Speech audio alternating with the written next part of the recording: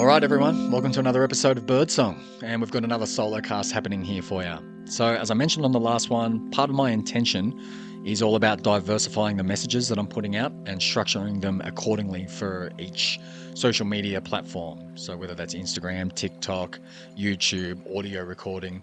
So, that's what I'm doing here. It's another avenue of sharing some of the same information, similar information, the knowledge, the wisdom that's been filtering through my own personal experiences of late.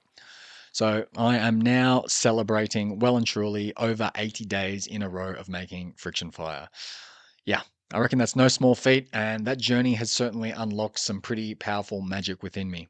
I mean, there's the skill set of making fire, and then there is the metaphysical connection with fire. But the magic that I'm talking about really involves a different kind of fire. What I'm talking about is this spiritual fire that comes from within: fortitude, discipline, drive, commitment, creativity, focus, willpower, communion. Perhaps you can feel into the deeper meaning of what I'm talking about here, beyond just the words. So, on the topic of some of the qualities, such as commitment and discipline, I have started a new ice bath challenge. So, I really love the idea of these 30-day blocks for making a commitment to something.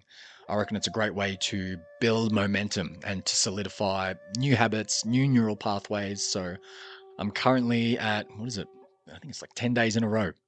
And there's a lot of info. There's a lot of personal testimonies and sharing of journeys out there on the net these days in regards to ice baths, cold shock therapy. So I won't overlabor this point at all.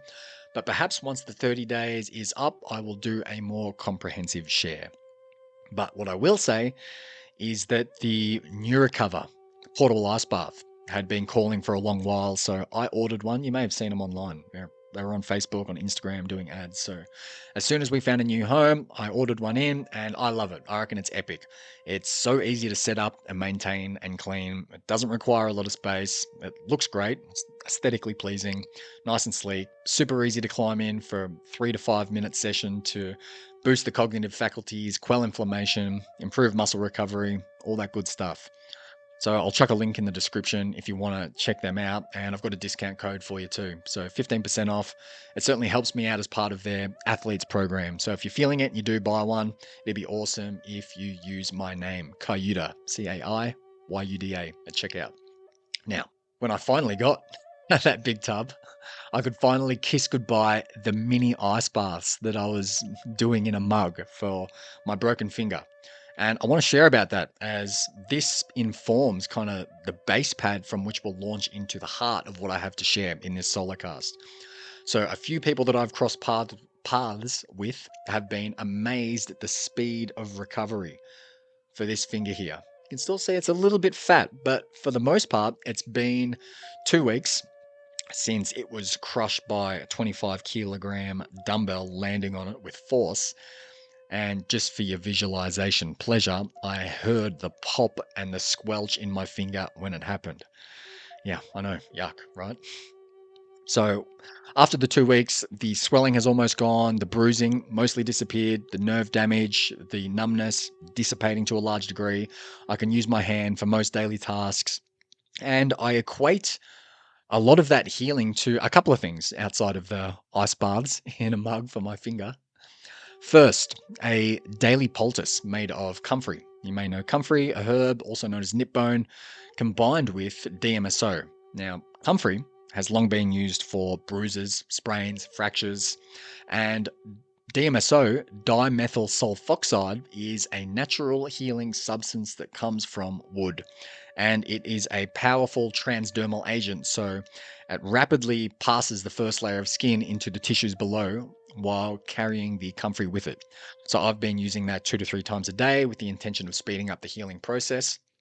And if you haven't heard about DMSO, or you have and you want to find out some more information, my recommendation is that there's a great book called Healing with DMSO by Amanda Dawn Vollmer, if you want to look into that more. And I can put a link for that in the description as well. That's the first thing I've been doing. The second thing I've been doing for my finger, and brace yourself here if you haven't already heard me talk about this in recent posts, it has been by using a CIA mind control program. Yep, sounds crazy, I know. So, not only am I doing this 30-day ice bath challenge, but I am about 2 weeks into this new consciousness expansion program. And when I say mind control, really, mind control usually has nefarious connotations. But in this particular context, what I actually mean is using various techniques to influence and synchronize both hemispheres of the brain to induce altered states of consciousness. So, a little bit of backstory on that. In 1983, the CIA published a report titled Analysis and Assessment of the Gateway Process. And in it, they showcased that hemisync technology, hemisphere synchronization technology, can trigger shifts in consciousness that allow someone to untether from physical reality and tune into the greater metaphysical dimensional fields. Now, this document was declassified in 2003, and it essentially discusses a whole bunch of practical techniques that help participants manifest goals, convert energy to heal one's body, travel through space time to access new information, and access various levels of intuitive gnosis. Now, this particular program wasn't actually developed by the CIA. It comes from the Monroe Institute, but you can sure as hell bet that the CIA, other alphabet agencies, and high level organizations have long been exploring mind control and consciousness expansion techniques. There's a few things that the gateway tapes involve, including binaural beats, resonant tuning, visualization, energy entrainment, affirmations, clear intentions. And the tapes are unique, yet, like other meditation and transcendental processes, the similarities are in shifting brainwave states from the normal waking state of beta into the more creative, restorative, intuitive states of alpha and theta. And this is where the subconscious mind is more easily accessible and suggestible, and where access to the more hidden realms of reality become more available. So, if you aren't already aware, or as a reminder, a quick crash course on brainwave states.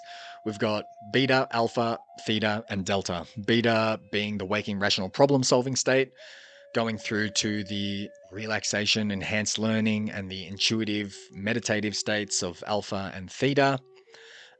Theta also being linked to hypnagogic, that's how you pronounce the word, isn't it? Hypnagogic states, which are these transitional states of consciousness between wakefulness and sleep. And then delta being deep sleep and restorative states of consciousness. And then there's also gamma, which is linked to high level cognitive performance, cognitive function, flow states, peak performance, this kind of stuff. So, those formalities aside, over the past decade, I've certainly had my fair share of astral travel, consciousness expansion, primarily through the exploration and consumption of plant medicines, and also through sensory deprivation, float tanks. But this particular gateway process that I've been diving into, it's certainly dropping me back into a deeper portal to continue building upon these esoteric faculties of mind, of consciousness that so many of us are interested in. Not to mention helping heal my finger. Now, alongside the gateway technique, I have also been parting the esoteric reads, so to speak, and wading through other techniques, knowledge for enhancing manifestation, magic, higher states of consciousness. Think Dean Radin and his book Real Magic, Jose Silva, the Silver Mind Control Program, Donald Tyson and his book Soul Flight, Astral Travel in the Magical Universe. You know, there's a stack of teachers, books, techniques, variations out there. But at the core of it, when it comes to magical realms and altered consciousness, what we're doing is, well, clarifying intentions, shifting brainwave function, reprogramming, or rather deprogramming the mind. It's invoking affirmations, charging our intentions using heightened states of emotion.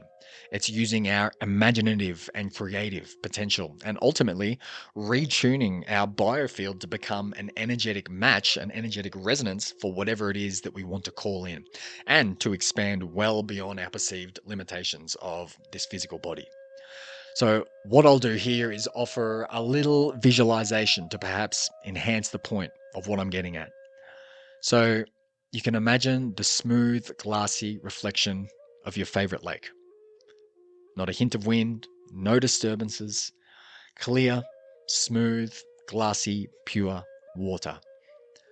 When we can attune our consciousness to that same unified field of stillness, that same field of quietude and possibility that the lake has, imagine the potential when we intentionally drop a tiny little thought pebble in.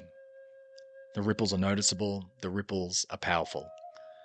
And that is the type of power that we have when we can drop our brainwave state from normal waking consciousness, beta, into alpha and theta, and use various techniques to influence our reality and manifest esoteric gnosis into our practical, physical, day-to-day lives. But the thing is, many will never find out about their hidden potential in regards to magical thinking and manifestation because a lot of people don't believe it, and most people won't have the commitment, the discipline, the attention, and the awareness to learn these types of processes, to explore the nuances, and really to downright stick with something like this through the hardships and the distractions of life. There's so much esoteric magic here, and it's also totally accessible for anyone who wants to follow the breadcrumbs and learn the steps. Yeah, so what I want to do here is pivot slightly and say this in regards to these many hardships and distractions of life. I really reckon that we're at the precipice of a renewed expansion of consciousness. More people, at least in this field, are becoming attuned to not only the wisdom of nature, but we're ushering in this new world of AI, Web3, decentralization. I mean, on the digital tech side, it is certainly getting a lot harder to ignore, harder to hide from. And so there is a choice that is presenting itself to us to keep ignoring all of it or to integrate and harmonize with this wild convergence of modern living alongside ancient wisdom traditions, nature connection skills, animistic philosophies, and shamanic practices for healing and higher consciousness. I mean, for many of us, this is how we are gaining some of our access to these esoteric principles and practices and philosophies. It's through digital media. So it's up to us how we want to navigate all of this and what kind of relationship we want to have with all of it. And it doesn't necessarily mean that it's simple nor easy. The challenges, the complexities, the responsibilities, and distractions are many. I'm certainly not immune to them. And we each we've got to feel into our own personal rightness and orient ourselves from that place. Now, that said, in regards to the technological revolution, we can keep on mindlessly consuming digital media, distracting ourselves with meaningless things, getting swayed by the currents of someone else's values and beliefs, or staying in some kind of victim consciousness about why things never work out for us. On the other hand, we can saddle up, grab the reins, and be the divine creators of our own reality, attuning to our gifts, our medicines, our soul paths, learning new skills, new techniques to better our lives, to create something meaningful, something valuable for ourselves and also to share with others. So, whatever the case, it's pretty clear to me that the choice is there. Awareness comes first, awareness precedes choice. And when we're aware of it, which I know you are if you've watched this far or listened to this, with awareness comes choice. And so the choice is ours. So to finish up with this one, let me ask this simple yet very rich question. What are you choosing? What are you choosing? All right, that's it for this brief little digital gathering. Thanks for tuning in. As I said in the beginning, if you're interested in a Neurocover portable ice bath, I'll leave a link in the description. At the checkout, you can type in Cayuta. It'll give you a nice little discount while also helping me out as well. And if you're vibing it and want to jump on my mailing list, the newsletter, you can sign up with the link in the description. Or you can go to the website, cayutakiora.com/newsletter. You can follow me on Instagram, on TikTok. My handle is @cayutakiora. And you can certainly expect a lot more coming down the pipelines. As I say, on this greater path of sharing about shamanism, awakening, healing, nature awareness, initiation, new earth leadership, all that good stuff. So, I hope this was as fruitful as birdsong on Morning Wind. Until next time.